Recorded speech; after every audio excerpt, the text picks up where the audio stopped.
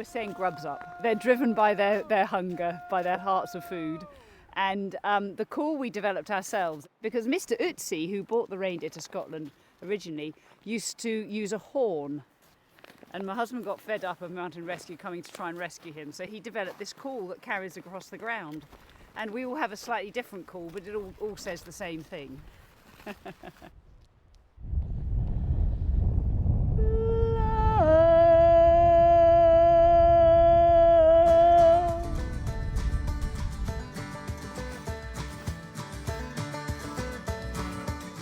Every single one of the reindeer have got names and we can tell them all apart. We have a theme every year, we name them, so got ladybirds from the theme of beasties and bugs, so we've also got a spider and a beastie. We've done cheeses, so Emmental, Camembert, Brie. This year it's hats, so we've got Trilby, Fez, Busby, Beanie. When you identify them, their characters give them away as much as their colours or the shapes of their antlers. And always remembering that they don't have antlers all year round. So you may look at antlers and think, oh, that's a really good way of identifying a reindeer. Well, once the antlers have fallen off, start again. Each reindeer's got their own individual shape and they'll grow that same shape every year. It's like a fingerprint. These lovely antlers that are quite spiky at the end, so they can poke each other with them when they're trying to get to food. Everything smacks keeping warm in winter time.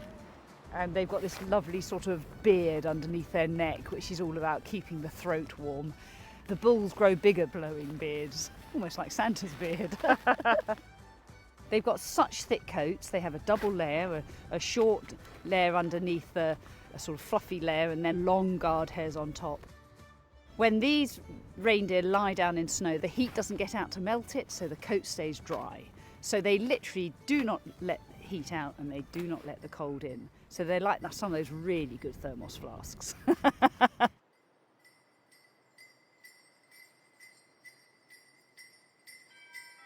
There's a little bit of science going on here. They have this wonderful network of blood capillaries, which means that there's actually a heated nose. And that's really important because A, you want to smell, and B, you want to still be able to move your lips and find your food. So it's very important that they actually have this nice warm nose. And if you extend that theory further, you could call this capillary of blood a red nose. We do get asked quite a lot, how do the reindeer fly? And you can see their little brains working over time. You know, how does this little dumpy thing with antlers standing on the ground actually fly?